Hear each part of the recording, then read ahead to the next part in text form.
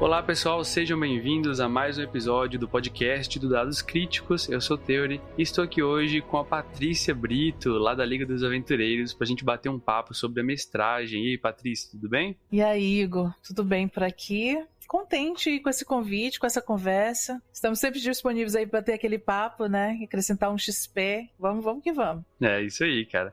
A Patrícia, galera, ela é mestre lá na Liga dos Aventureiros, né? Tem o canal da Liga dos Aventureiros. Ela mestra D&D Quinta Edição principalmente, né, Patrícia? Isso. E a gente vai bater um papo aqui porque ela é uma mestre experiente, né? Então eu queria conversar com ela aqui. É assim, galera. É um mestre experiente.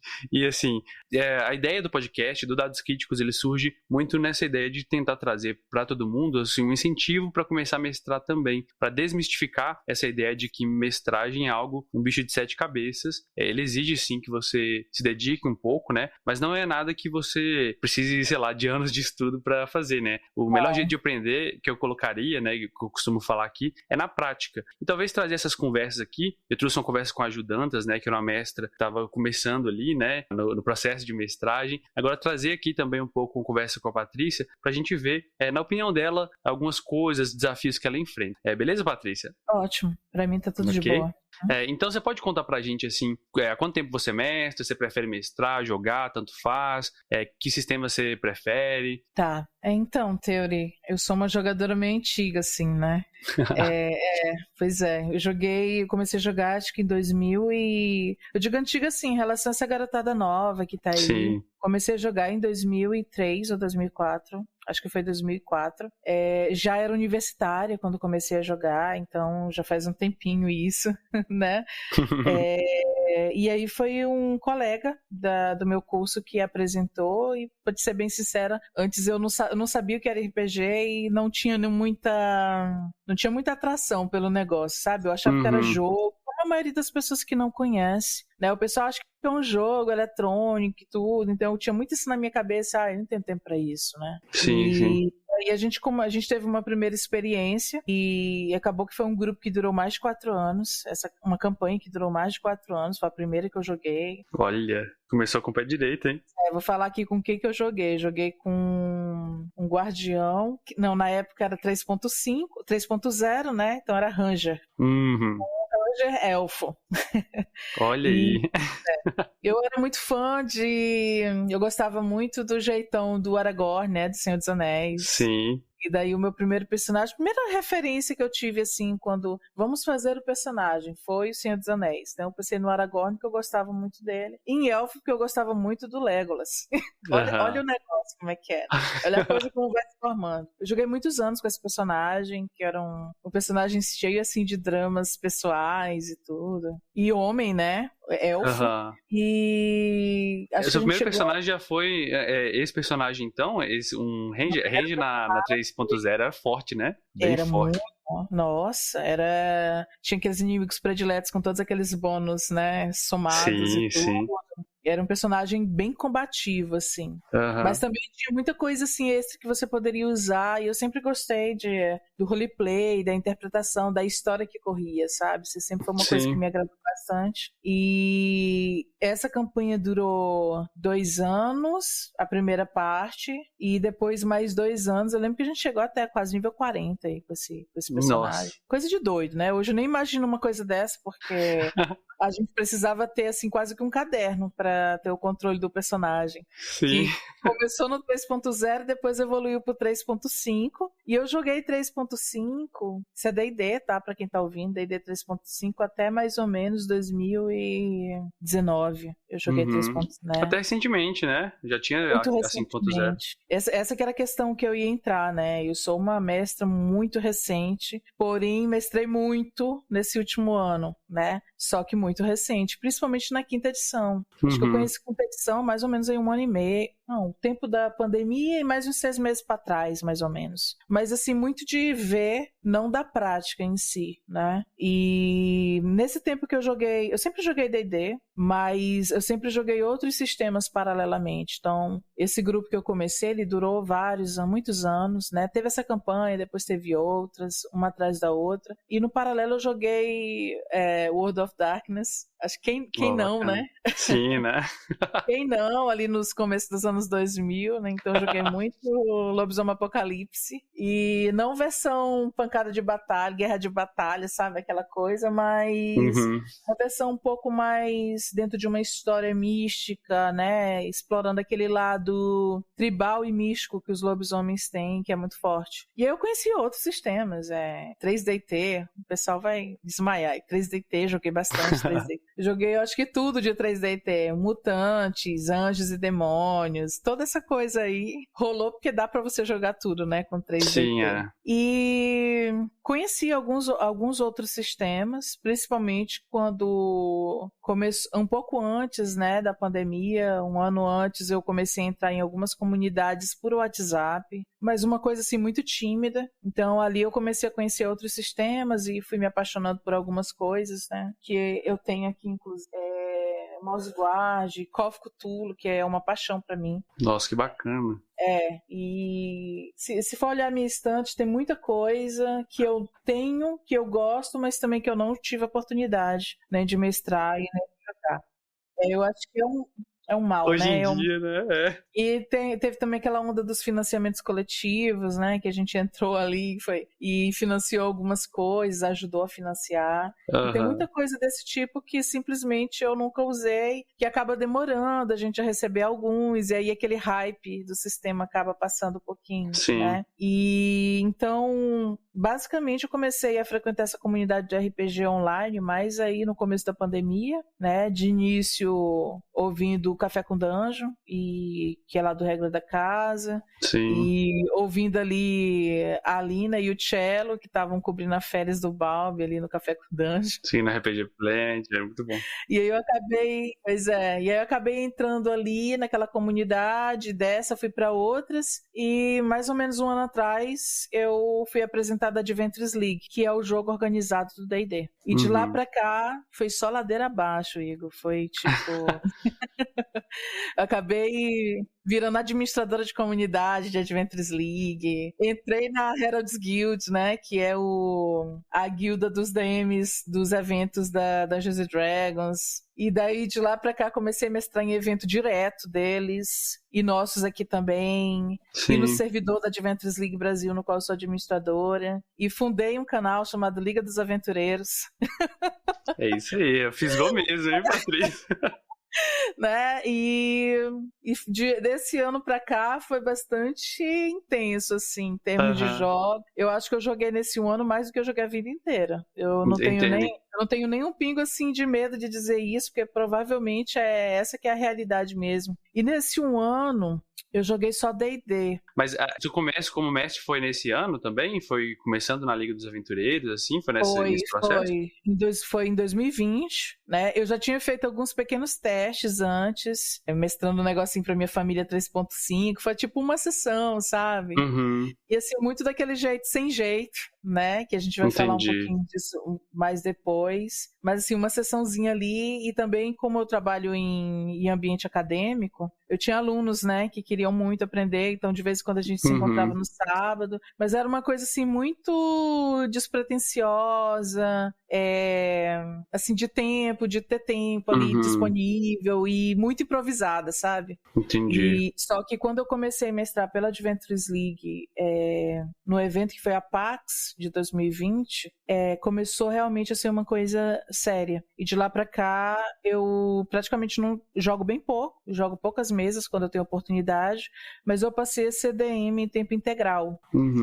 Hoje eu prefiro mestrar do que jogar. Eu jogo. Não, bacana. Mas eu prefiro mestrar. Eu peguei assim uma paixão, um amor, sei lá. Sim, eu também tenho disso, assim. Eu sinto que eu prefiro mestrar do que estar como jogador. Até por uma questão de costume também, né? Às vezes eu jogo até para sair um pouco da zona de conforto. Porque, querendo ou não, quando você se acostuma com a posição, você vai aos poucos ficando confortável naquilo e você deixa aos poucos também, pelo menos é a minha opinião, assim, de ver os pontos dos jogadores, assim. Tem coisas que você consegue perceber sendo jogador. E eu acho que é importante também ter essa experiência do outro lado, então às vezes eu me forço a jogar, né? Tipo assim, eu jogo na mesa, jogo em outra. Concordo contigo, Igor. Eu acho que a melhor coisa para qualquer jogador, independente do sistema, é ter experiência também como DM. Sim. Você passa a ser um jogador mais colaborativo. Tenho muita certeza em relação a isso. Você passa a ser mais colaborativo, você passa a ser uma pessoa mais empática dentro de mesa, né? Uhum. Você entende também as dificuldades pelo qual o mestre passa, que não são poucas, né? Às vezes a gente fala muito assim sobre diminuir o trabalho para mestrar, não sei o que, tudo existe, mas nunca vai deixar de ser um papel de estudo, de tempo, de preparação, né? Uhum.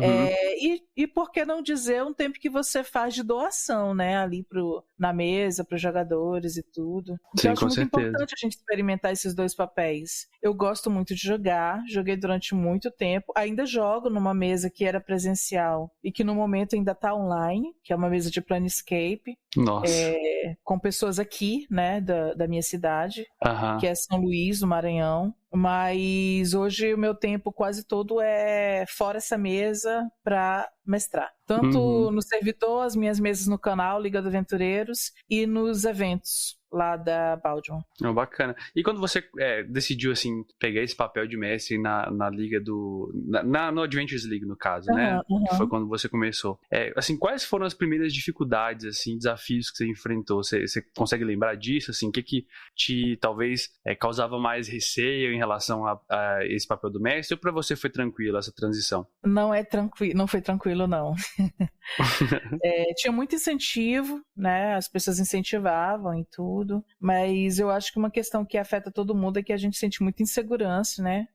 Especialmente porque eu novata na quinta edição e então eu sentia muita insegurança dentro de regras de quinta edição. Sim. Ainda hoje, Igor, eu peço muita ajuda para os meus colegas, né? Para os jogadores, eu conto muito com a colaboração porque, assim, é pouco tempo de experiência no sistema. Sim. Então, eu tinha muito essa preocupação, vou para uma mesa e essa mesa, né? Será que eu vou conseguir gerenciar a coisa? E eu sou professora, então eu tinha muito, assim, uma segurança de lidar com as pessoas. Porém, tem uma coisa que eu gostaria muito, assim, de deixar pontuado, é que é diferente o DM homem se aventurar na mestragem e a DM mulher.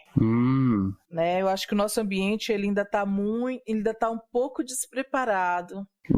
Né? Ele ainda carece muito de ter um espaço real para que as mulheres ocupem, né, esses espaços de DM e tudo, inclusive em relação às relações com outros DMs e com os jogadores. Então, eu tenho que te dizer que uma das coisas que mais pesou para mim foi muito um pouco das atitudes que eu tive em mesa de jogadores e que eram atitudes que muitas vezes eu percebia que esses mesmos jogadores não tinham em mesas de outros colegas DMs. Nossa, que absurdo. Mas isso é muito comum, Igor. Isso até hoje. Vez ou outra, eu conversando com algum colega, trocando uma ideia sobre o jogador A ou B, ou coisas que aconteceram no jogo, eu percebo que os jogadores, alguns, né, têm uma diferença de comportamento em mesas femininas e masculinas de DM. Nossa, infelizmente. Isso existe, é bem real, viu? Isso traz, sabe, Igor, eu penso que isso é uma grande problemática para a gente aumentar o número de mulheres DMs. Porque, assim, como praxe, a gente é muito incentivada à insegurança. Muitas vezes a mulher, para ela ser respeitada, ela precisa demonstrar assim, um grau de excelência, né? Que às vezes um rapaz não precisa, na maioria das vezes. E então isso inibe muitas mulheres a começar a mestragem, né? De vez em quando a gente conversa, os grupos que hoje, graças a gente tem muitas mulheres na Adventures League, né? E inclusive muitas que estão começando aí a ser mestres e estão crescendo, né, na sua mestragem, na sua narrativa e tudo. E esse é um assunto que vira e mexe, ele enrola na mesa. coisa. Tipo assim, como é que você faz pra ser confiante, né? Porque isso rola demais. Como é que você faz pra ser confiante, Paty? Porque às vezes eu me sinto muito assim, assado, né? E eu me vejo muito nessas perguntas porque eu também passo por isso. E eu acho que todas passam por isso, né? Que é essa cobrança de você ser muito boa pra você realmente ter um respeito que um outro teria, assim, muito mais facilmente. Entendi. É como se fosse uma necessidade de validação que o mestre homem não passa por isso, né? Como se fosse isso. Perfeitamente. Mas, na verdade, são necessidades de validação em tudo, né, que a gente passa. E o RPG é uma extensão disso. Agora, a gente precisa entender que nós precisamos evoluir em relação a essas questões dentro dessa comunidade, né? Sim, com certeza. Precisamos integrar as pessoas, precisamos ofertar espaços em que as pessoas se sintam à vontade e livres, né? Seguras, principalmente, para poder começar nessa arte, digamos assim, que é uma coisa que eu acho que é maravilhosa e eu gostaria que muita gente ingressasse também. Eu também, assim, o incentivo, a ideia do canal é exatamente dessa conversa, né? Exatamente incentivar a galera e mostrar que, assim, vão ter seus desafios, a gente vai sentir insegurança, né? Como você disse aí, no caso de uma mestra mulher, né? Ela vai sentir essa segurança muito mais também por essa questão estrutural, né? Que a gente vive nos comportamentos, né? Infelizmente, da nossa sociedade arraigados, né? Que muitas vezes reproduzem essa questão do machismo mesmo, né? Mas, assim, ainda assim, né? Eu acho que é nosso papel trazer essa conversa, trazer essa discussão para que a gente consiga abrir espaço, né? E mostrar que, olha, todo mundo pode, é espaço para você ocupar também, né? Uma vez um rapaz de um grupo aqui da minha cidade disse que eu era militante, né? Aí eu disse, olha, se por militante você entende, né, que falar dessas questões, apontar o que tá errado pra gente conseguir melhorar, né, então eu sou. É verdade. Então é isso, e eu não vou deixar de falar, deixar de apontar, deixar de dizer que a gente tem problemas, mas que a gente tem condições de melhorar esse espaço, né, até porque a gente precisa do apoio da comunidade inteira. Sim. Então, existe, mas a gente tá aí para propor esses espaços, para discutir, para melhorá-los e por aí vai. É verdade. E assim, pensando, e eu acho assim, eu tenho uma teoria, né, que eu até falo isso com várias pessoas e tal. Não sei se cheguei a falar isso no podcast aqui, mas eu tenho uma teoria que, tipo assim, o âmbito do RPG, ele, por muitos anos, né, ele foi majoritariamente um ambiente masculino, né, infelizmente. E, querendo ou não, o RPG, ele lida com fantasia, né, e essa questão de identidade total. E o papel do mestre, por muitas e muitas décadas, ele também foi esse papel dessa pessoa que era o dominante, sabe? A pessoa que manda, né? Exato. Aquele micropoder dele. Então, eu sinto que, assim, até na comunidade, quando você critica um sistema, quando você faz uma crítica, que você está criticando o jogo, ou então, sei lá, uma situação que você quer ver uma melhora naquilo, aquela pessoa entende como se você estivesse criticando ela de fato, né? Então aquilo dói demais. Então é uma coisa que, sabe, ouvir uma crítica é muito importante, né? Tem o episódio do feedback que eu fiz que, cara, às vezes é aquilo ali que vai te fazer melhorar, vai te fazer melhorar o ambiente, vai te fazer construir um ambiente mais seguro para todo mundo, né, Patrícia? E não é fácil ouvir feedback, né? Exato. Não é fácil nem ouvir, nem é fácil dar. Porque você, quando vai dar o feedback sobre alguma coisa, facilmente você vai falhar ali na sua empatia com aquela pessoa que tá ali ouvindo, né? É muito fácil você pegar algo e observar os erros, algo que já tá construído. Sim. Isso é um problema, né? Todo mundo sabe dar feedback. E escutar o feedback é muito difícil. Porque aquilo ali tá incorrendo numa falha sua, né? Pelo menos é a leitura que se faz disso, né? É uma falha, nossa, eu passei por bobo, eu não sou bom, né? Então, é difícil, mas eu acho que é algo que a gente precisa aprender com as coisas, com essas questões, né? E a gente precisa dar e receber esse feedback. Eu acho que é assim o processo do melhora. Agora, sobre isso que você falou aí do majoritariamente masculino, ainda é majoritariamente masculino. A gente viu, por exemplo, acho que no meio do ano saiu aquela segunda pesquisa do Dungeons & Dragons mostrando sobre o público, né? E o público feminino deles lá topa 50% dos jogadores ativos, né? A gente não tem essa realidade aqui. É verdade. Não existe essa realidade aqui. Você facilmente entrando nessas comunidades de RPG, você pode encontrar comunidades com 200 homens e 2, 3 mulheres num grupo. Sim. E muitas vezes 2, 3 mulheres inativas, né? Porque nem sempre vão se sentir ali à vontade para exprimir as suas opiniões num ambiente estritamente masculino. A gente não pode falar que porque tem 3 mulheres é um ambiente dividido, não é? Né? Então, ainda o ambiente geek em geral é assim, mas eu acho que a gente já teve aí uma progressão em muitos espaços durante esse ano, né? Temos grupos aí de mulheres que são grupos que têm feito um trabalho esplêndido na inserção de novas jogadoras, né? E novas mestras, como o RP Girls, o Biblioteca das Ancestrais, né? Que são grupos que têm feito um trabalho aí que ninguém faz, elas fazem, e elas fazem para mulheres, né? Então tem esses espaços, tem outros espaços que vão se construindo, e é assim, a gente precisa apoiar as iniciativas e fazer o melhor que a gente puder. Sim, com certeza.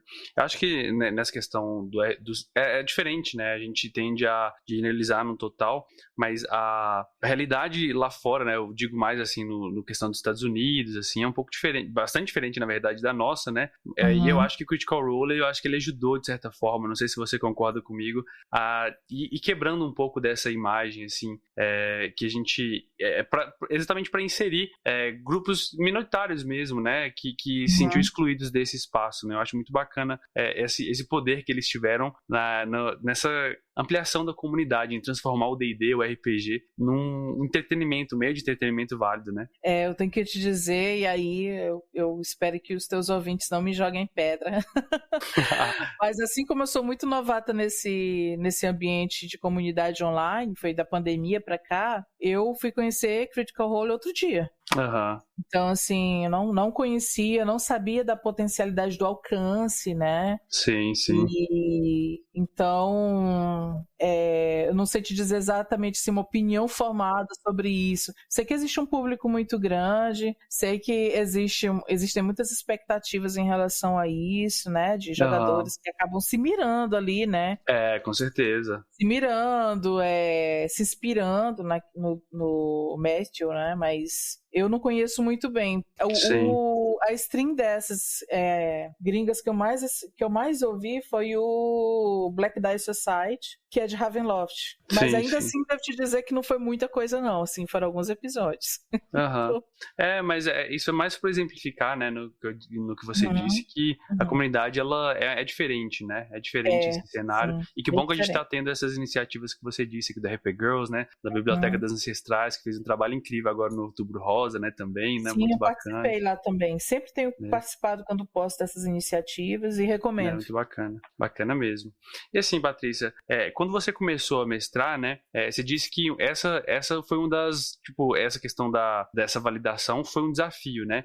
Hoje em dia, você disse que isso de certa forma melhora com o tempo, mas que ainda assim existe por parte de alguns jogadores, né? Em relação a questões práticas de, sei lá, de preparação, você sentia algum desafio em relação a isso ou para você foi tranquilo? Eu acho que sempre tem um desafio em relação a essa questão da preparação. O que é bom o suficiente, né? Até que ponto a gente consegue levar algo que vai entreter, vai divertir, vai...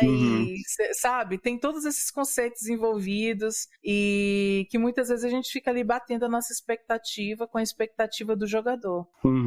Assim, grande parte da minha experiência foi em eventos, e em eventos a gente não conhece quem tá na tua mesa. Sim, você mestra pessoas que você tá conhecendo na hora, né, Patrícia? Isso também é diferente, né? Muito diferente. E os primeiros todos eram assim. Hoje, eu já tenho umas mesas assim, que são as mesmas pessoas que vão ali acompanhando a campanha inteira, né? Sim. E jogam todo mês comigo. Mas grande parte dos eventos é assim, pessoas pipocando ali, pessoas que você nunca viu na sua vida e que estão a primeira vez jogando com você, às vezes grupos inteiros que não se conhecem, que se conhecem ali naquela mesa. E então a expectativa é uma coisa que é muito nebulosa desse tipo de organização de RPG, porque você não tem tempo de fazer uma sessão zero com essas pessoas. Você tem uma conversa rápida de 5, 10 minutos, né? Onde você fala rapidamente sobre segurança e conhece as pessoas às vezes não. Às vezes tem gente que também tá ali no evento justamente porque não quer ter essa ligação, quer chegar ali, quer jogar e tal. Mas tem essa questão das expectativas, tem a questão do tempo, né? Até que ponto tem que ir em preparação? Sim. A gente está vivendo muito essa discussão hoje, né? Tabletops maravilhosos aí, discussões, né, de novos e... Ai, meu Deus, saiu ali um financiamento de um incrível que tem 3D, que tem não sei o quê. Eu acho super bacana, sabe, Teor? Eu gosto de usar tabletop, gosto de usar mapas e tal, mas também tem aquela questão de até que ponto que a gente precisa, é realmente necessário usar todos esses recursos. Então tudo isso é coisa que passa na cabeça de um mestre que vai começar, né? Quanto tempo eu vou levar para preparar? Óbvio que quando você começa, você demora muito mais tempo do que depois que você tem uma certa experiência. Tabletop, seja ele qual for, todos eles têm uma curva de experiência mínima para você começar a ter uma liberdade em relação a ele. Então, são coisas que me desafiaram muito no começo, ainda me desafiam. Para você ter uma noção, a minha experiência desse ano foi quase toda de Roll20, né? E hoje já tem uma facilidade super, muito mais eficiência e tudo. Mas eu planejo já faz uns 6 meses sair dele ou começar a me aventurar num outro que já está comprado e nunca acontece. Sim. É verdade. Nunca acontece. Então são coisas assim que você tem que aplicar um tempo, né? E acaba tendo que aplicar um tempo e ter uma paciência, ter uma doação, todo um estudo ali envolvido nessa questão de CDM. É só chegar lá e ler uma aventura, né? Você precisa ler, exato. você precisa saber como você vai colocar, né? Você precisa entender mais ou menos um pouquinho, se você puder, do seu público, para evitar que coisas dificultem a mesa ou afetem os jogadores, né? Afetem a segurança da mesa. Você precisa saber de instrumentos, o que é que você vai usar. E o que eu mais aconselho, assim, quem vai iniciar é só levar o que você tem segurança. Se você não tem segurança no tabletop, faz uma parte lá de teatro da mente, como chamam, né? Sim. Faz teatro da mente. Você usa o Roll20, você tá se aventurando aí no Foundry. Usa o Roll20 que você tem certeza, né? E depois você vai ali pegando uma experiência. Mas eu acho que é o tempo também, sabe? De você ir. Não precisa saber o sistema todo. Não precisa ser o cara lá do Critical Role, que eu esqueci o nome. O Matthew Mercer, né? Não precisa nem ser ele, não precisa nem ser o Teori, não precisa nem ser a Patrícia. Tem que ser o cara mesmo. Do seu jeito, que pode errar, entendeu? Mas que também vai acertar e vai aprender com isso. Nossa, eu acho que essa dica, Patrícia, é algo que eu sempre digo, assim, eu acho que uma coisa que a gente aprende, quanto mais a gente mestre, mais a gente joga, é lidar com esses erros, né, é perceber que você vai errar, já entra sabendo disso, você vai errar porque a gente é humano, né, na vida é assim, né, a gente vai errar, então a gente é porque a gente no começo cria tanta expectativa, eu tenho que saber todas as regras, eu tenho que fazer, cara, e não precisa disso, sabe, eu, por exemplo, quem assiste as lives lá, sabe que eu erro regra pra caramba, eu esqueço as coisas, sou ruim com matemática pra caramba. Então, isso se torna algo na mesa, sabe? A gente vai discutindo, vai se divertindo junto, a relação que é o divertido, né? Acho que o importante é isso, é não ter essa cobrança. Exato. Óbvio que não é por isso que você vai, né, fazer qualquer coisa de qualquer jeito, não. No mínimo, aquilo ali no escopo ali que você tá se sentindo seguro. E eu queria dizer também pro jogador, né? Pô, ajuda o teu mestre iniciante, cara. Porque eu vou te falar uma coisa, eu comecei a mestrar e tentar mestrar porque eu não tinha mestre. Eu também. Durante um bom tempo eu tive mestres, e aí quando esse grupo se desfez e eu pensei assim, pô, eu não vou mais jogar RPG, cara. E foi quando eu comecei a pensar, eu vou mestrar agora. Foi assim que começou a história, né? E de tentar, de pelo menos tentar. Então você vai tentar, você tá vendo que o DM tá ali tentando ser o DM do seu grupo e suprindo um espaço que vocês não tinham, e de repente você quer descer a chibata no seu DM.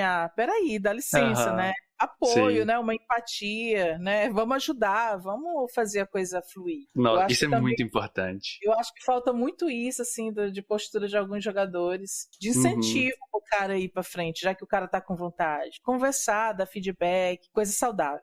Falar o que gostou, nossa, curti isso muito que você fez. Isso, querendo ou não, eu acho que dá um incentivo mesmo, né? A pessoa se sente, nossa, eu me doei esse tempo de preparação e os jogadores gostaram disso, né? Isso, de certa forma, é algo que, assim, eu como mestre me sinto feliz quando eu recebo esse feedback, né?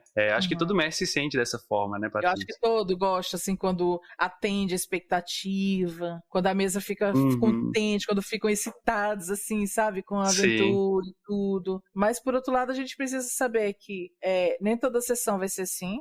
Sim. A gente tem que entender que a gente está lidando com o ser humano tem expectativas que são independentes do seu esforço, porque uma coisa que eu pensava eu tinha muita preocupação no começo, que hoje já não tenho, é que a gente cria uma ideia que quanto mais coisas você tiver, mais perfeição você atingir, mais você souber da aventura, no caso de aventuras prontas, óbvio, aquilo vai se reverter no sucesso da mesa. Sim. A gente tem essa lógica. Só que a gente está lidando com o ser humano ali. E não quer dizer que você vai deixar todo mundo feliz. As pessoas não vão. Nem todo mundo vai ficar satisfeito ali, porque é gente. Gente é diferente um dos outros. E passa milhares de coisas na cabeça deles que a gente não vai saber. Exato. Talvez a pessoa no mau dia, né? Por mais que você preparou super bem. Isso. Né? Ou então uma pessoa teve uma experiência ruim em determinado aspecto. Ou lembrou de alguma coisa ali. Ou tá cansado. Ou simplesmente não tá com saco. Mas foi jogar porque tinha um compromisso. Já vi muito isso acontecer. Então, isso era uma coisa que eu queria saber lá do começo, sabe? Eu queria ter sabido lá no começo de que o meu esforço não é proporcional à satisfação da mesa. Cara, é dica de ouro, galera, que vocês estão ouvindo aí, é aula isso aqui, tá? Isso é muito real, E acho que tira um pouco do peso, né? Peso das costas. Tem que tirar o peso. Não adianta você se matar, se esforçar, comprar um mapa aí de $100, porque no final das contas você vai usar ali 1 minutinho. E será que vai realmente... isso era a parte mais importante? Será que você vai alcançar todo mundo da mesma maneira? Eu vou logo dizendo, não vai. Exato. Não vai. Exato. As pessoas têm gostos, têm saberes, têm interesses, e nem na vida e nem no RPG a gente vai conseguir agradar todo mundo. E que bom que é assim, né? Porque dessa forma cada um pode contribuir com seu ponto de vista, sua perspectiva, e quanto mais pessoas diferentes e pontos de vista diferentes, a gente consegue criar algo mais plural, né? A pessoa traz ali na experiência da mesa, isso eu acho incrível da RPG. Ela traz pra fantasia algo que você nunca esperava que fosse acontecer, e é criado aquilo na hora, né? Isso é muito, muito incrível.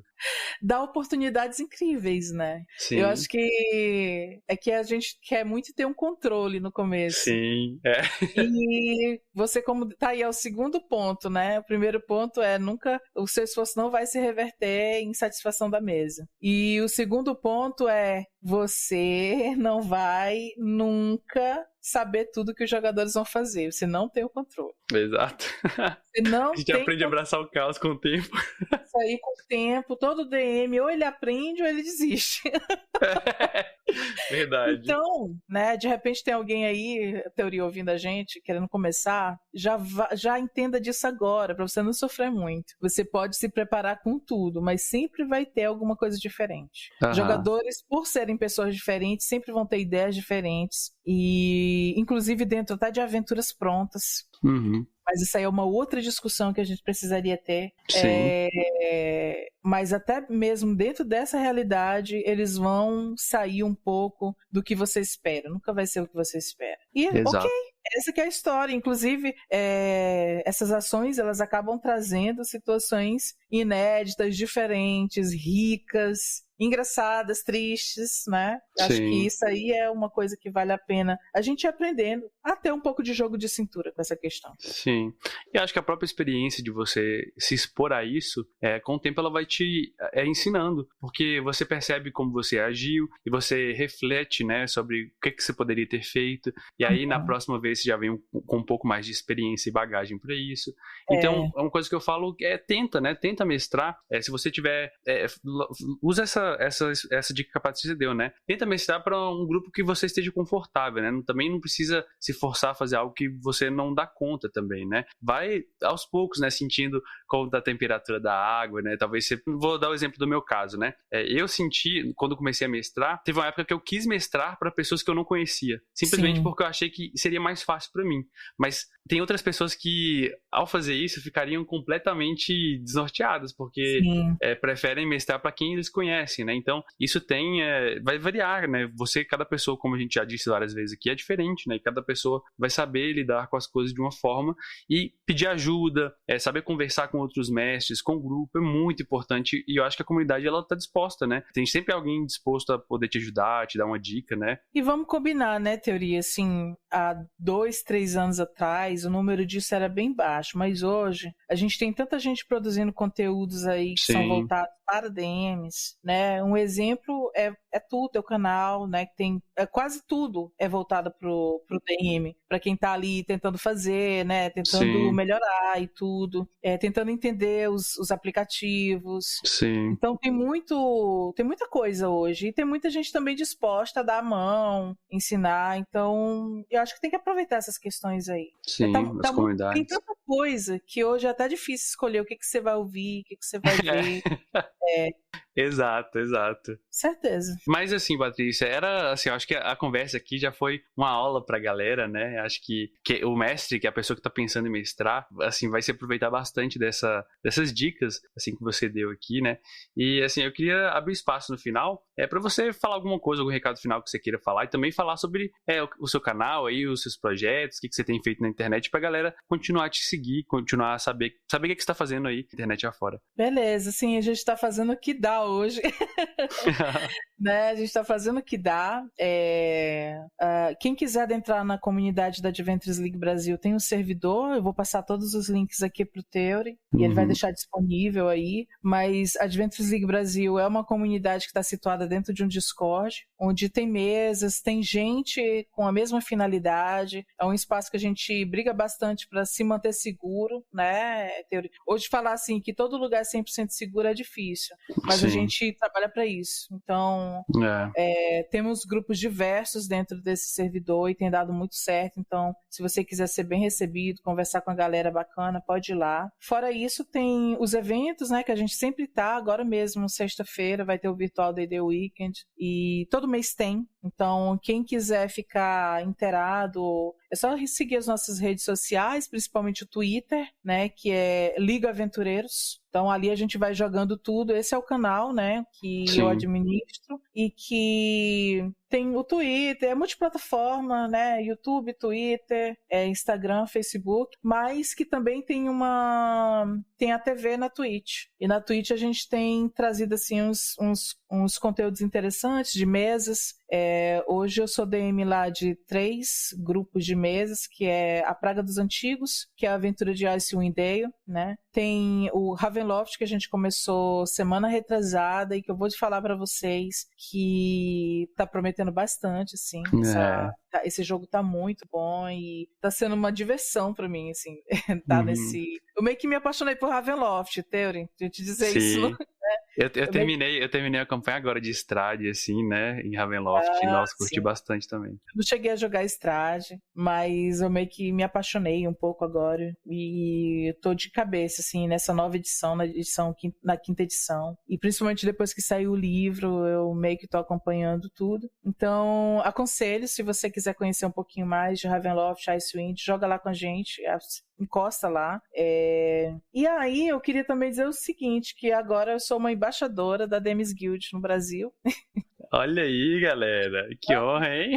Participei de ainda é um programa meio que teste deles, né? Sim. Mas eu me inscrevi, fui selecionada e vinham algumas novidades aí, tanto de conteúdos quanto de alguns benefícios aí pra galera. De cara tem o nosso cupom, né? O pessoal já tem um desconto. É só ir lá no Liga Aventureiros que tá fixado, então você pode pegar um desconto aí pra qualquer material que você for comprar da comunidade. Bacana E vai demais. rolar alguns sorteios e alguns materiais aí que eu vou produzir durante os próximos dias, mas sim, fiquei bem contente. Nossa, eu também fico contente, né, por estar sendo representada aí por você, Patrícia. Que isso, muito bom. Pois é, possivelmente devem ter aí outras inscrições no futuro, né? Aí talvez até melhor divulgadas, né? Porque essa foi bem assim, uma coisa tipo, acompanho aqui, me Aham. inscrevi e tal. Mas basicamente é isso, gente.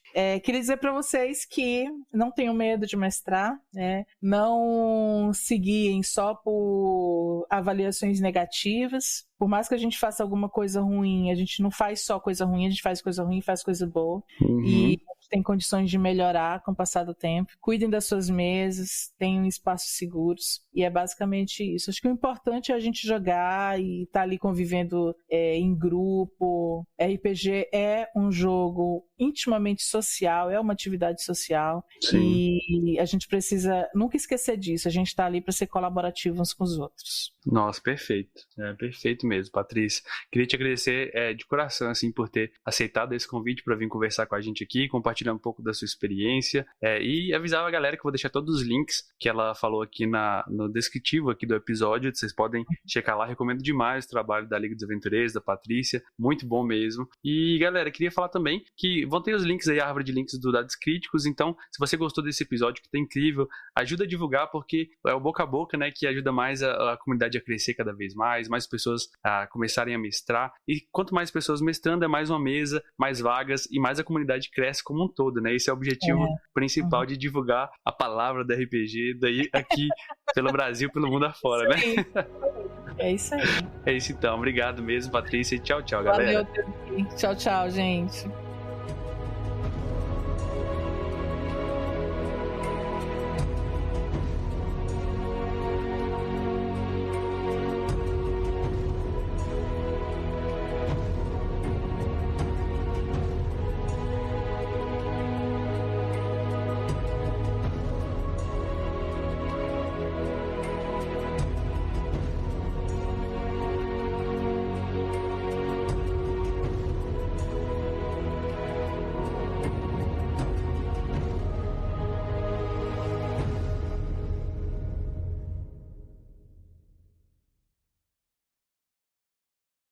Este podcast foi editado pelo Dados Críticos.